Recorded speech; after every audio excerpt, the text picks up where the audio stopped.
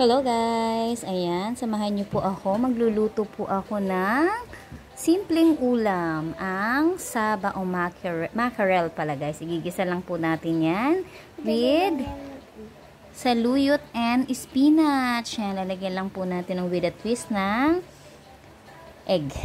Let's start na guys. Magigisa na po tayo ng bawang sibuyas. Ayan guys, meron akong assistant cook, ang ating baby Poleng. Siya po ang nagigisa at nagluluto para daw po marunong na siya. So ilalagay na po natin ang ating mackerel. Sarap nito guys. Yan. First time yata ni Poleng na makakain yan. First time mo? Hindi nagluluto niyan si mama eh. Yan. Maliliit lang. Tapos kulay red. Ito white. Ang sabaw. Yan ang favorite yan namin. Lagi namin yung niluluto kapag ka maulan. Kapag ka tamad lumabas si mami. Yan lang ang ating ulam. And then guys, maglalagay naman tayo ng mainit na tubig para dagdag sabaw.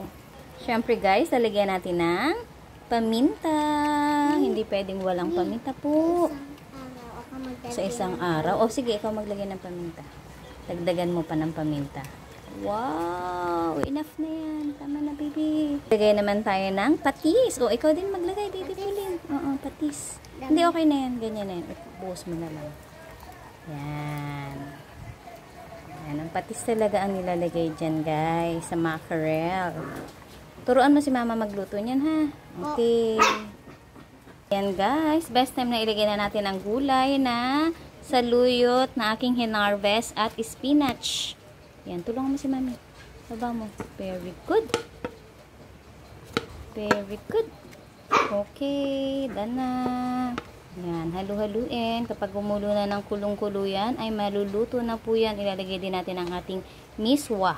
Ito guys, anong tawag dito, Pauline? Bibi? Miswa. Miswa.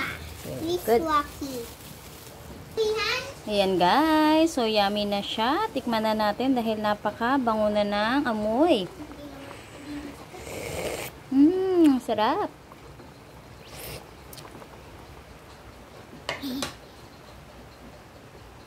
Kaya binalik ko nga nangangati kasi.